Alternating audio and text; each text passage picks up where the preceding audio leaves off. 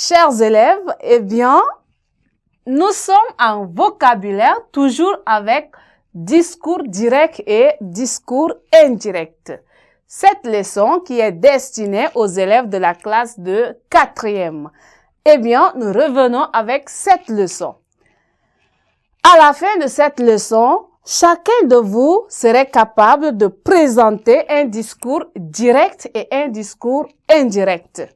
Comment utiliser les différents, comment déterminer donc ces différents discours.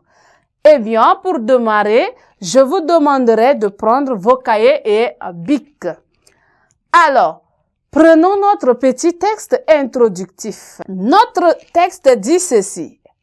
Le président du tribunal dit à l'accusé, « Je te préviens que le système de mutisme dans lequel tu te renfermes te fera beaucoup de tort. » L'accusé pensait que le tribunal allait lui faire une faveur. Nous allons donc très rapidement revenir sur notre leçon sur discours direct et indirect. Alors, un discours est dit direct lorsqu'il rapporte sans transformation les paroles telles qu'elles ont été prononcées.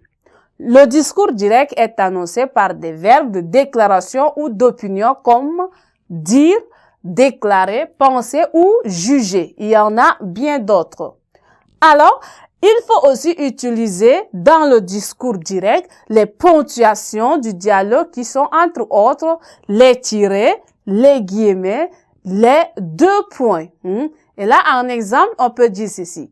Le président du tribunal dit, « Pourquoi avez-vous tué cette malheureuse ?»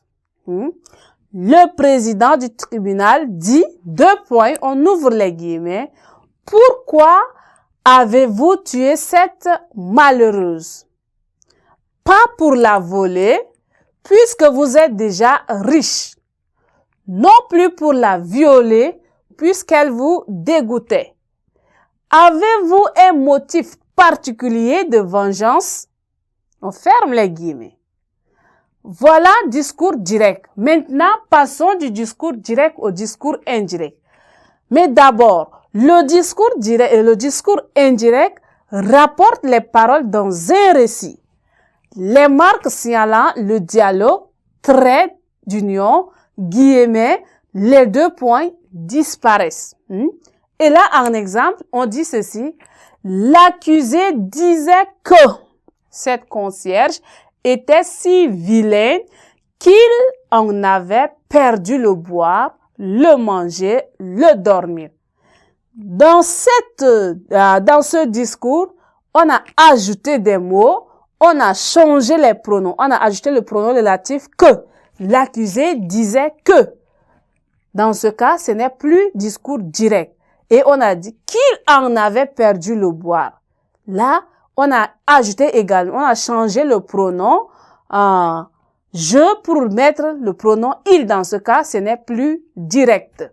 Alors, pour transformer un discours direct en discours indirect, il y a beaucoup d'éléments à modifier. Premièrement, la ponctuation, les pronoms personnels et les adjectifs possessifs. Nous avons également les temps, les adverbes de temps, la composition de la phrase. Ainsi, nous disons en discours direct ceci, il dit, je suis fatigué. Et en discours indirect, on dit ceci, il dit qu'il est fatigué. Voilà donc en bref notre cours sur discours direct et discours indirect. Eh bien, chers élèves, nous sommes donc arrivés au terme de notre leçon de grammaire. Eh bien, nous allons nous retrouver à la séquence prochaine. Merci.